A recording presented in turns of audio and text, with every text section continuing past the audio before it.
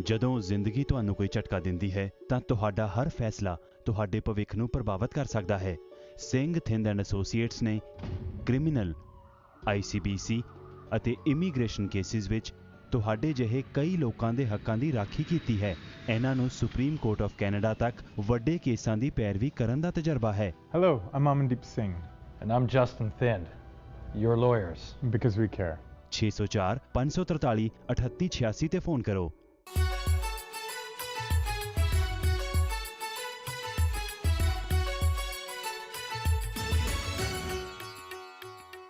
ਸੋ ਸਵਾਗਤ ਹੈ ਜੀ ਇੱਕ ਵਾਰ ਫਿਰ ਆਪ ਸਭ ਦਾ ਅੱਜ ਦੇ ਇਸ ਰਿਲੀਜੀਅਸ ਸੈਗਮੈਂਟ ਵਿੱਚ। ਹਰ ਸੈਟਰਡੇ ਦੀ ਸ਼ਾਮ ਨੂੰ ਰਜਨੀ ਸ਼ਰਮਾ ਜੀ ਆ ਕੇ ਸਾਡੇ ਨਾਲ ਪੁਰਾਣੇ ਕਥਾਵਾਂ ਦੇ ਵਿੱਚ ਜੋ ਕਥਾ ਨੇ ਉਹਨਾਂ ਦੇ ਸਾਡੀ ਸਾਂਝ ਪਾਉਂਦੇ ਨੇ। ਅਤੇ ਅਗੇਨ ਹਮੇਸ਼ਾ ਜਦੋਂ ਅਸੀਂ ਫੋਕਸ ਕਰਨੇ ਹਾਂ ਕਿ ਮਕਸਦ ਹੈਗਾ ਹੈ ਕਿ ਜੋ ਕੁਝ ਉਹਨਾਂ ਗ੍ਰੰਥਾਂ ਵਿੱਚ ਲਿਖਿਆ ਗਿਆ ਉਹ ਕਿਸ ਤਰੀਕੇ ਨਾਲ ਅਸੀਂ ਆਪਣੇ ਰੋਜ਼ਮਰਾ ਜ਼ਿੰਦਗੀ ਦੇ ਵਿੱਚ ਉਹਨੂੰ ਇਨਵੋਲਵ ਕਰ ਸਕਦੇ ਹਾਂ। ਅਸੀਂ ਗੱਲਬਾਤ ਪਿਛਲੇ ਸਮੇਂ ਤੋਂ ਜੋ ਕਰ ਰਹੇ ਹਾਂ, ਬੜੀ ਇੰਟਰਸਟਿੰਗ ਗੱਲਬਾਤ ਚੱਲ ਰਹੀ ਹੈ ਪਿਛਲੇ 3-4 ਹਫ਼ਤਿਆਂ ਤੋਂ, ਜਿਸ ਵਿੱਚ ਕਿ ਜੋ ਸਾਗਰ ਮੰਥਨ ਹੋਇਆ ਉਸ ਤੋਂ ਬਾਅਦ ਅਸੀਂ ਡਿਟੇਲਸ ਵਿੱਚ ਗੱਲਬਾਤ ਕੀਤੀ ਕਿ ਇਸ ਚੀਜ਼ ਦਾ ਕੀ ਅੱਜ ਦੇ ਯੁੱਗ ਦੇ ਵਿੱਚ ਕਿਵੇਂ ਨੌਜਵਾਨ ਪੀੜ੍ਹੀ ਨੂੰ ਜੋੜਿਆ ਜਾ ਸਕਦਾ ਹੈ। ਇਸ ਦੇ ਵਿੱਚ ਪਿਛਲੇ ਸਮੇਂ ਦੌਰਾਨ ਜੋ ਸਾਨੂੰ ਦੱਸਿਆ ਗਿਆ ਕਿ ਇਹ ਇੱਕ ਸਿੰਬੋਲਿਕ ਚੀਜ਼ਾਂ ਦੇ ਵਿੱਚੋਂ ਜਦੋਂ ਅਸੀਂ ਸਮਝਦੇ ਹਾਂ ਤਾਂ ਡੈਫੀਨਿਟਲੀ ਯੂਥ ਵੀ ਇਨਵੋਲਵ ਹੋ ਸਕਦਾ ਹੈਗਾ। ਪਰ ਜਦੋਂ ਅਸੀਂ ਸਿਰਫ ਇਸ ਨੂੰ ਇੱਕ ਕਥਾ ਵਾਂਗੂ ਪੇਸ਼ ਕਰ ਦਾਂਗੇ ਤਾਂ ਕਈ ਵਾਰੀ ਸਾਡੇ ਨੌਜਵਾਨ ਉਸ ਨੂੰ ਲੌਜੀਕਲ ਲੈਵਲ 'ਤੇ ਲਿਆ ਕੇ ਉਸ ਨਾਲ ਤਾਲਮੇਲ ਨਹੀਂ ਕਰ ਸਕਦੇ। ਲੇਕਿਨ ਜਿਸ ਤਰ੍ਹਾਂ ਇਹਨਾਂ ਨੇ ਪਿਛਲੇ ਹਫ਼ਤੇ ਸਾਡੇ ਨਾਲ ਗੱਲਬਾਤ ਕੀਤੀ ਹੈਗੀ ਸੀ ਕਿ ਜ਼ਰੂਰੀ ਹੈ ਕਿ ਉਸ ਚੀਜ਼ ਨੂੰ ਕਿਵੇਂ ਅਸੀਂ ਰਿਲੇਟ ਕਰੀਏ ਆਪਣੀ ਰੋਜ਼ਮਰਾ ਜ਼ਿੰਦਗੀ ਦੇ ਵਿੱਚ। ਜੇਕਰ ਉਸ ਐਸਪੈਕਟ ਨੂੰ ਅਸੀਂ ਫੋਕਸ ਕਰਕੇ ਅੱਗੇ ਆਵਾਂਗੇ ਤਾਂ ਡੈਫੀਨਿਟਲੀ ਅਸੀਂ ਬੱਚਿਆਂ ਨੂੰ ਵੀ ਜੋੜ ਸਕਾਂਗੇ। ਬਹਰਹਾਲ ਇਹ ਗੱਲ ਹੋਈ ਸੀ ਕਿ ਸਾਧਨਾ ਜਿਹੜੀ ਹੈ ਇਸ ਦੀ ਬੜੀ ਇੰਪੋਰਟੈਂਸ ਹੈਗੀ ਹੈ, ਕਿਉਂਕਿ ਸਾਧਨਾ ਹਰ ਇੱਕ ਧਰਮ ਵਿੱਚ ਕਿਹਾ ਗਿਆ, ਵੱਖਰੇ ਵੱਖਰੇ ਤਰੀਕੇ ਨੇ, ਪਰ ਜਿਸ ਚੀਜ਼ ਵਿੱਚੋਂ ਵੀ ਕਿਸੇ ਵਿਅਕਤੀ ਨੂੰ ਆਨੰਦ ਮਿਲ ਸਕੇ, ਆਪਣੇ ਜੀਵਨ ਦਾ ਮਕਸਦ ਪਤਾ ਚੱਲ ਸਕੇ ਤਾਂ ਡੈਫੀਨਿਟਲੀ ਉਸ ਨੂੰ ਗ੍ਰਹਿਣ ਕਰ ਲੈਣਾ ਚਾਹੀਦਾ ਹੈ। ਸੋ ਅੱਜ ਸਾਧਨਾ ਦੇ ਬਾਰੇ ਜੋ ਪਿਛਲੇ ਐਪੀਸੋਡ ਅਸੀਂ ਗੱਲਬਾਤ ਕੀਤੀ ਸੀ, ਥੋੜ੍ਹਾ ਜਿਹਾ ਟੱਚ ਕੀਤਾ ਸੀ ਕਿਉਂਕਿ ਸਮਾਂ ਨਹੀਂ ਸੀ ਪੂਰਾ। ਸੋ ਅੱਜ ਉਸ ਨੂੰ ਵਿਸਥਾਰ ਵਿੱਚ ਆਓ ਜਾਣਕਾਰੀ ਲੈਂਦੇ ਹਾਂ रजनी शर्मा जी तो। जी Anu ji, welcome to the programme. Thank you. So Sadhana की जब बात करते हैं जी, साधना तो हर एक कोई करना चाहता है पर पता नहीं चलता साधना है क्या। कोई कुछ कह देता है, कोई कुछ कह देता है, तो उसकी वजह से कन्फ्यूजन काफ़ी बारी क्रिएट हो जाता है। सो बेसिकली एक लेमैन जो है, क्योंकि हर एक व्यक्ति ने अपना काम काज भी करना है, अब वो आंखें मीट के तो बैठ नहीं सकता लेकिन अपने जीवन को चलाते हुए वो चाहता है कि कुछ सुख शांति, कुछ धर्म की बातें पता लगे और उसके ऊपर वो चल सके। तो साधना का क्या इम्पोर्टेंट रोल हमारी आज की इस टेंस स्ट्रेस फ्री ज़िंदगी में हो सकता है और कैसे इसको हमने अपना इनकॉर्पोरेट करना है अपने रोज़मर्रा ज़िंदगी में। हरप्रीत जी, आपने सबसे पहले जो प्रॉब्लम्स हैं वो ही बता दी कि जो स्ट्रेस है लाइफ में, जो टेंशन्स हैं हमारी लाइफ में, जो भाग दौड़ है जीवन में, रोजमर्रा के जीवन में जिसे कहना चाहिए, जो भाग दौड़ है, अगर हम उसी में रह जाएं केवल और अपना जीवन उन्हीं बातों में और व्यर्थ की भाग दौड़, उस व्यर्थता का हमें पता नहीं है। भाग दौड़ तो है लेकिन किस वजह से? सबसे पहले अपना ऑब्जेक्टिव समझना चाहिए। Why I am doing the things I am doing. तो फिर जो है वो सारी चीजें जो है वो क्लियर हो जाती हैं। हमारी जिंदगी में जरूरी है कि हमें रोजमर्रा की जरूरतें चाहिए। We need to work our needs, but ये नीड्स जो हैं ये तो बड़ी आसानी से और बड़ी सहजता से सभी की पूरी होती हैं। भगवान तो पशु पक्षियों की नीड्स भी पूरी करते हैं, लेकिन तो मनुष्यों की तो बात ही क्या है। तो थोड़े से एफर्ट से, थोड़े से श्रम से, थोड़े से समय से वो नीड पूरी हो जाती है। सो आपका ये कहना है कि आज ये जो हम एक एक्सक्यूज़ बनाते हैं कि हमारे पास समय नहीं है, वो समय निकल सकता है अगर हम चाहें तो, क्योंकि हमने अपनी जो बाहें हैं बहुत फैला ली जी। इसके अलावा भी हमें ये देखना चाहिए कि हमारा मन जो है वो किस तरफ भाग रहा है। आप देखें कि कई बार हैरानी होती है देख के कि कोई एक कंसर्ट होता है और हजारों लाखों लोगों की गिनती में पहुंच जाते हैं। जरूर कुछ कलाकार वहां पर होंगे, उनकी कला का प्रदर्शन भी है, अच्छी कला सभी के मन को छूती भी है, पर कई बार ऐसा देखने में आता नहीं जो आजकल समाज में चल रहा है। ऐसा नहीं लगता कि वहां पर कोई ऐसा मनोरंजन है जो कुछ समय के लिए मन को भुला के शांति दे। ऐसी वाली बात दिखाई नहीं देती। लेकिन हमें जो है सबसे जो बड़ी बात है, हमारे मन में इस बात की श्रद्धा का होना कि ये जो शास्त्र जिस तरफ इशारा कर रहे हैं वो तो आनंद के सागर की बात कर रहे हैं। वो तो ऐसे कह रहे हैं कि आप उस सुख की कल्पना भी नहीं कर सकते जी। वो तो अमृत के धर्म की बात कर रहे हैं, वो तो अमृतत्व की प्राप्ति की बात कर रहे हैं। Right. और यहाँ हम छोटे छोटे सुखों के लिए इतनी भाग दौड़, छोटा सा सुख और उसके लिए इतनी मेहनत, Right. जबकि हमारे पास आनंद का सागर है। एब्सोल्युटली। आप इस बात को इस तरीके से हम समझें कि मान लीजिए किसी मनुष्य के पास एक बहुत बड़ा मकान है, भवन है उसके पास, जी। और बाहर गाड़ी खड़ी करने की जगह है, थोड़ा छोटा सा पोर्च है, और कोई एक बाहर से व्यक्ति आए और उनकी पीठ है घर की तरफ, जी। और वो पोर्च को उतनी जगह को ही समझे बैठे हैं कि बस that is what I get. तो वो जो पीछे का भवन है जिसका दरवाजा खुल के अंदर प्रवेश हो सकता था, और अंदर के सब सुख भोग ऐश्वर्य, वो तो उनसे वंचित ही रह गए, राइट। क्योंकि उन्हें तो उस तरफ का पता ही नहीं है। हम बड़े साधारण से उस व्यक्ति को मूर्ख कह देंगे, ठीक। हम कह देंगे कि ये तो बेवकूफ है, Right. आपको पता नहीं क्या। या लेकिन स्पिरिचुअल मामले में जहां से कि हमारी नजरें ही उस तरफ नहीं हैं, राइट। और हम अपने को बुद्धिमान और जीवन की दौड़ में अपने को पूरा उलझाए हुए हैं, राइट। और ये भूल ही जाते हैं कि एक इतनी भारी, जो कहना चाहिए एक सोर्स ऑफ एनर्जी है, एक पावर हाउस जो Right. हम लेके घूम रहे हैं, वो तो अनटैप्ड ही रह जाएगा। एब्सोल्युटली। सो उस अनटैप्ड एनर्जी को कैसे टैप करना है और कैसे उस माइंडसेट में परिवर्तन लाना है, उसके बारे में हमें थोड़ा सा आज बताइए, क्योंकि अगेन हमारा जो टॉपिक यही है आज का कि कैसे हम टैप करें और कैसे वो साधना में हम जा सकें। सो साधना का जो एक हमने आम तौर के ऊपर जो मतलब समझा था वो यही था कि कुछ ही और तरीके से जो आज डिपिक्ट हो रहा है, लेकिन अल्टीमेटली तो जैसे आपने कहा कि इसको तो you have to untapped into that untapped energy, you know. जी। ठीक है, उसको टैप जी। करना है हमने।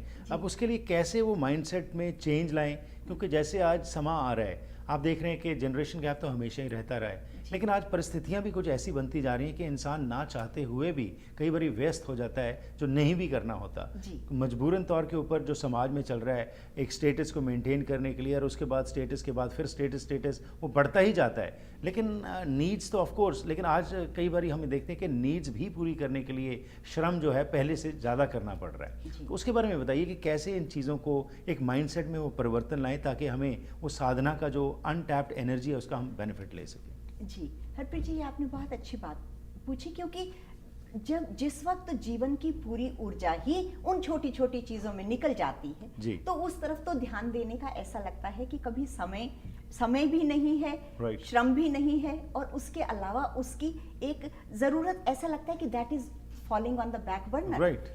हमें पता होते भी हम सोचते हैं कि right now I am into this. ठीक। उसकी वजह भी ये है हरप्रीत जी कि हम जो सोचते हैं, और हर मनुष्य सोचता है, वो अपने माइंड से सोचता है, जीवन में हर मनुष्य।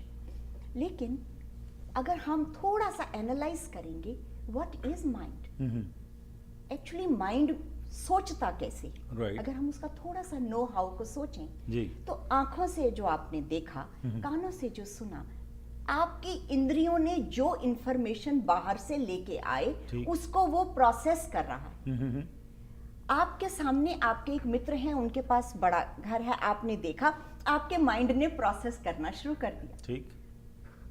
तो ये जो इंद्रियों के द्वारा लिया हुआ जो हमारे अंदर जा रहा है, Right. उसको माइंड प्रोसेस करता है, ठीक। और उसके बेस पे, उस इंफॉर्मेशन के बेस पे हम ये मानने लगते हैं ये सही है, ये गलत है, ये अच्छा है, ये बुरा है, ये खराब है, ये नहीं है, ठीक। ये मैं प्राप्त कर सकता हूँ, ये नहीं कर सकता, राइट।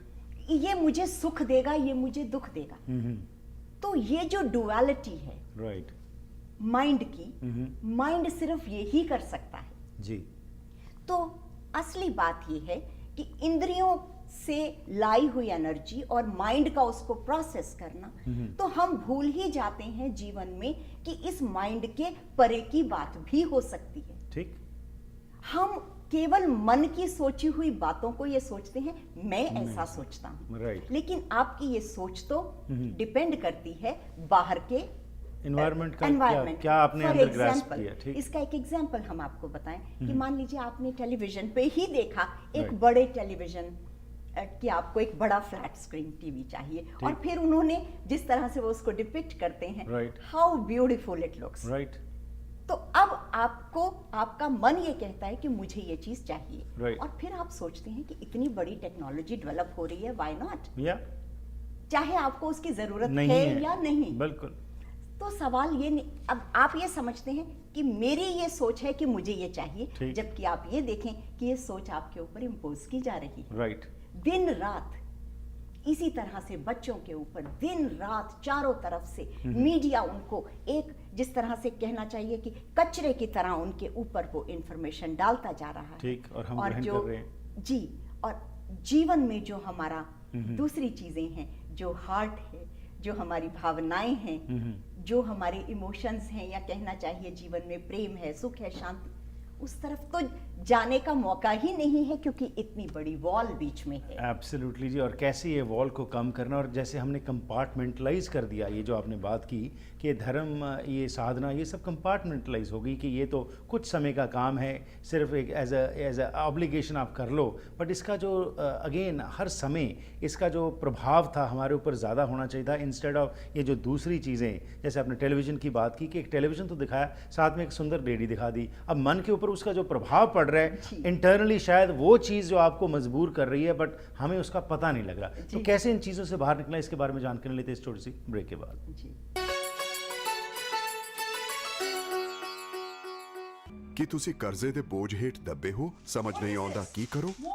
ਫਾਈਨੈਂਸ਼ੀਅਲ ਪ੍ਰੋਬਲਮਸ ਤੁਹਾਡੀ ਫੈਮਿਲੀ ਲਾਈਫ ਦੇ ਉੱਤੇ ਮਾੜਾ ਅਸਰ ਪਾ ਸਕਦੀਆਂ ਹਨ। ਜੇ ਤੁਸੀਂ ਇਸ ਮੁਸ਼ਕਲ 'ਚ ਹੋ ਤਾਂ ਅਸੀਂ ਤੁਹਾਡੀ ਮਦਦ ਕਰ ਸਕਦੇ ਹਾਂ। ਅਸੀਂ ਤੁਹਾਡੇ ਕਰਜ਼ੇ ਨੂੰ ਵੱਧ ਤੋਂ ਵੱਧ ਘਟਾ ਕੇ ਰਹਿੰਦੀ ਰਕਮ ਨੂੰ ਇੰਟਰਸਟ ਫ੍ਰੀ ਕਿਸ਼ਤਾਂ 'ਚ ਬਦਲ ਸਕਦੇ ਹਾਂ। ਅਸੀਂ ਤੁਹਾਨੂੰ ਕਰਜ਼ੇ ਤੋਂ ਮੁਕਤ ਕਰਾ ਕੇ ਨਵੀਂ ਜ਼ਿੰਦਗੀ ਜੀਣ ਵਿੱਚ ਤੁਹਾਡੀ ਮਦਦ ਕਰ ਸਕਦੇ ਹਾਂ। 1866790884 ਬਿਜ਼ਨਸ ਸੋਲੂਸ਼ਨਜ਼, ਤੁਹਾਡੀ ਪਰੇਸ਼ਾਨੀ ਵਿੱਚ ਤੁਹਾਡਾ ਸਾਥੀ।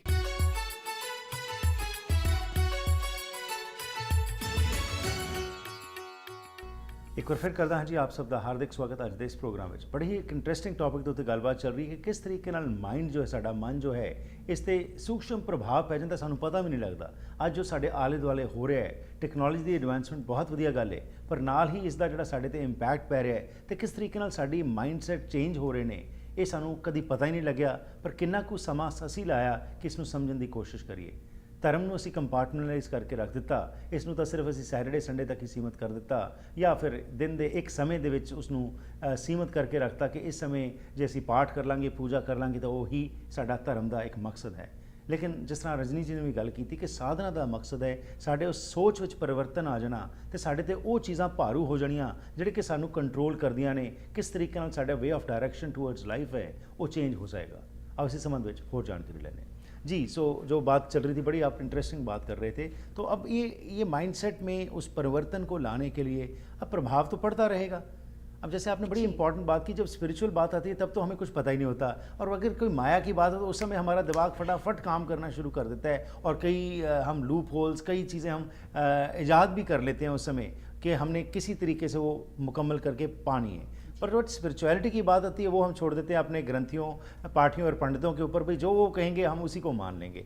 अब अगेन ये साधना का जो हम टॉपिक डिस्कस कर रहे हैं, अब ये बताइए कि अब कैसे उस प्रभाव से निकल के दूसरे प्रभाव को भारू किया जाए। जी हरप्रीत जी, आपने बहुत अच्छी बात कही, क्योंकि एक somehow I don't know how it happened, but from a time immemorial, जिस तरह से धर्म का विकास, जिस तरह से मनुष्य ने बाहर की दुनिया में किया, धर्म की जो रिसर्च हुई जी, कहीं उसके साथ ऐसा जुड़ाव आ गया कि ये बहुत मुश्किल है और टाइम कंज्यूमिंग है। राइट।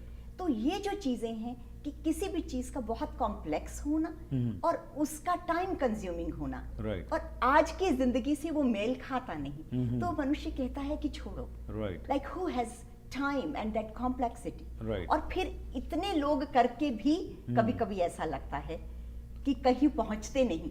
ऐसा कुछ एक अजीब सी मिसकॉन्सेप्शंस बहुत सारी इस मामले में समाज में फैली हुई हैं।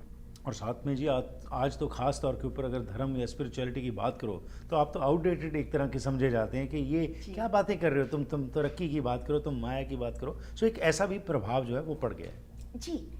तो मुझे ऐसा लगता है कि जो स्टैंडर्ड ऑफ हमारा सोचने का जो हमारा यानी किसी भी चीज को नापने के जो स्टैंडर्ड हैं वो हमें change थोड़ा सा उनमें फर्क लाना चाहिए। राइट आप देखें किसी व्यक्ति को मर्सिडीज में बैठे हुए, लेकिन क्या वो व्यक्ति अंदर बैठा हुआ उसका मन जो है वो दुख से भरा हुआ है, क्या कलेश और संताप से भरा हुआ जी। है? Can we have both? Right is it possible to have both or is it either or, कि अगर हम एक छोड़े एक करेंगे तो दूसरा छूट जाएगा? बिल्कुल, we have to make it complementary. और इसी के ऊपर आस करता हूँ कि अब साइंसदान जो है अब मन की खोज के ऊपर जो है कोई ऐसी मशीन निकालें कि पता चल जाए, कोई ऐसा यंत्र हो कि पता लग जाए कि भाई कैसे हम मेजर कर सकते हैं। जी जी हरप्रीत जी, कई बार ऐसा होता है कि जो माइंड है हमको थोड़ा सा अगर ये समझ में आ जाए कि काम कैसे करता है, जी इसके अंदर विचारों की लहरें चलती, ठीक, और एक जो कॉमन मनुष्य है उसमें 300 से 400 तक थॉट्स रहते हैं। तो माइंड जो है वो जैसे एक थॉट के ऊपर दूसरा और एक अंदर आपाधापी सी मची हुई है। अगर आप ये भी सोचें कि चलिए मैं शांत होकर किसी एक अलग जगह पे बैठ जाऊं, जी। तो माइंड जो है वो लगातार it's throwing the information out. Absolutely. तो बहुत सारे लोगों ने, पुराने हमारे ऋषियों ने, मुनियों ने, जापान में, एशिया में, ईस्टर्न में इस तरह की बहुत खोज हुई कि हमारी जो सांस है जी। ये माइंड से बड़ी रिलेटेड है। ठीक, अगर हमारी सांस सूक्ष्म होती है तो मन की गतिविधि भी कम होती।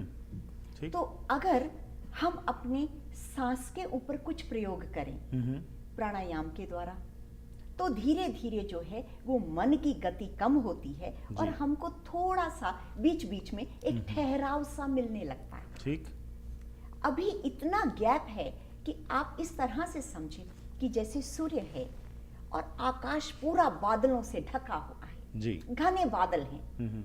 तो अगर किसी व्यक्ति जिसने कभी सूर्य ना देखा हो, हम अगर ऐसा एक मान लें कि कोई आदिवासी उसने कभी सूर्य के दर्शन नहीं किए जी। और उसको हम आके बताएं कि देखो ये पूरा जो है आसमान बादलों से ढका हुआ है इसलिए तुम्हें सूर्य नहीं दिख रहा है, तो हम आम बुद्धि से ये बात समझ सकते हैं। राइट, लेकिन इस थिक लेयर के पीछे सन है, तो आप और फिर हम उसका डिस्क्रिप्शन शुरू करें कि देखो ऐसा होता है, ऐसा चमक, there is no way to convey him right, कि ऐसी अवस्था हो सकती है। ठीक, लेकिन हम ये सोचते हैं कि किस तरह से कोई हवा चले, कुछ हो कि थोड़ा सा भी अगर ये जो बादलों का टुकड़ा है हट जाए और हल्का सा नीला आकाश हमें दिख जाए तो सूर्य के दर्शन हो जाए। ठीक, सूर्य को कहीं से लाना नहीं है, बिल्कुल, वो तो पहले से वहां मौजूद है। ठीक, लेकिन ये बादल जो हैं वो सूर्य के और आंखों के बीच में आ रहे हैं।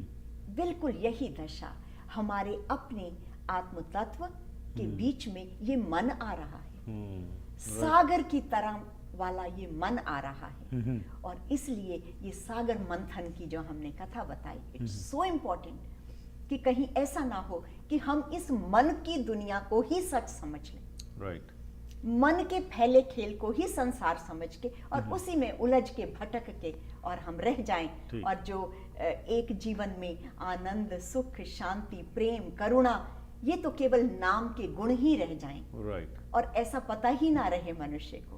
और कभी कभी हम देखते हैं कि मनुष्य जाति जितनी ज्यादा कल्चरली बैंकरप्ट होती जा रही है, मटेरियली स्ट्रांग होती जा रही है। जी। एक छोटे से घर में हम देखते थे भारत में गर्मियों की छुट्टियों में बच्चे जाते थे दादा दादी के सब यहाँ, इकट्ठे थे, नाना, बिल्कुल। इतने सब लोग इकट्ठे रहते थे, थोड़ी सी चीजों को इकट्ठे प्रेम से शेयर करते थे, बिल्कुल। और जीवन में था। आज हर घर में ठीक, इतना सामान पड़ा हुआ है, सामान है, बिल्कुल सामान है, लेकिन वो इमोशंस जो हैं वो खत्म हो रहे हैं। खत्म हो चुके हैं, Right. शेयरिंग की भावना नहीं है, ठीक। हर आदमी एक अपने अपने दायरे आइसोलेटेड में। उसमें बैठा हुआ है। ठीक, तो जब हम धीरे धीरे कुछ साधना के प्रयोग करते हैं, ये जैसे हमने सागर मंथन की कथा कही, प्राणायाम से धीरे धीरे मन जो है थोड़ा शांत होता है, उसके बाद हमें अपने अंदर की शक्तियों का पता चलने लगता है।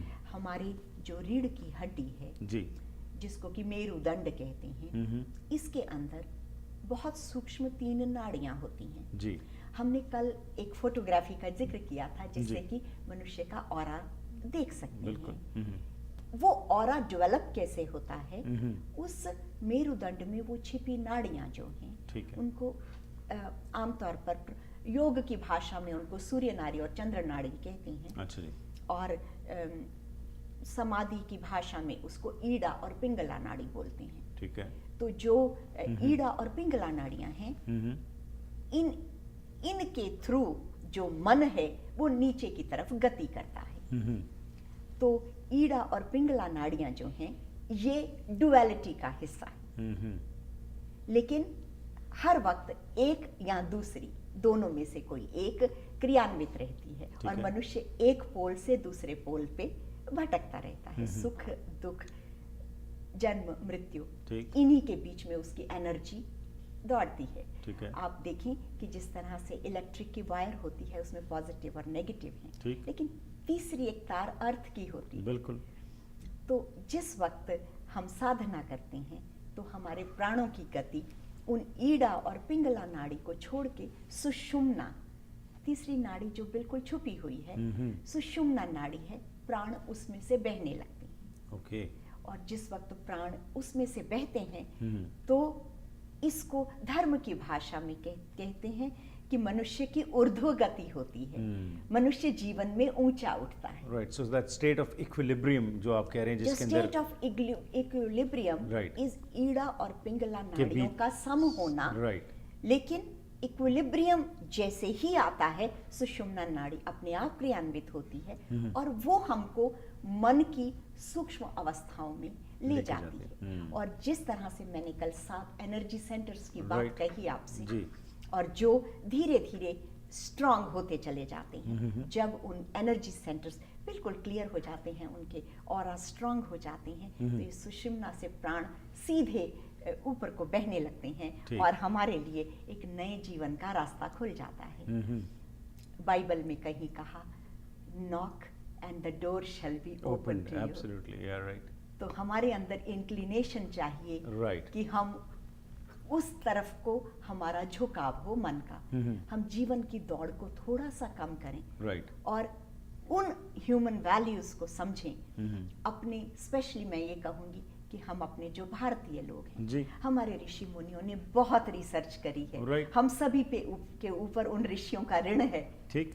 उनकी इस रिसर्च को हम ऐसे ही ना जाने दें, अपने जीवन में कुछ प्रयोग करें, अपने जीवन को बदलें, सुख और शांति लेके आएं, ताकि सबके जीवन में अमरत्व की वर्षा हो सके। बहुत खूब जी, बिल्कुल सही कहा। सो पहली चीज़ हुई एक्सेप्ट करना कि भाई हम चेंज होना चाहते हैं, रियलाइज करना कि कहाँ पे कमी है और अपनी जो माइंडसेट है उसमें तब्दीली लानी।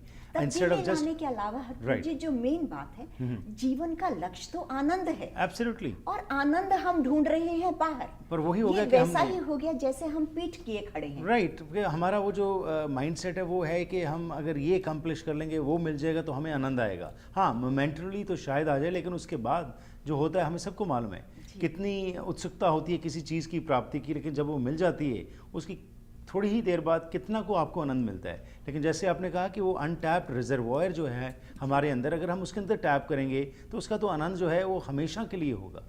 सो रियलाइजेशन हो जानी, एक्सेप्टेंस हो जानी, और उसके बाद अगर आहिस्ता आहिस्ता इसके ऊपर काम करना। क्योंकि अगेन एक और ये बात आ जाती है कि जब हम इन चीज़ों की बात करते हैं, वी वांट इंस्टेंट रिजल्ट्स, वो इंस्टेंट ग्रेटिफिकेशन की जो बात की, हमारे माइंडसेट में वो चीज़ इतनी पड़ गई कि हम, क्योंकि हमें वो चीज़ों से फटाफट कुछ देर के लिए इंस्टेंट ग्रेटिफिकेशन मिलती है, हम समझते हैं कि इस तरफ से भी हमें इमीडिएट रिजल्ट आए।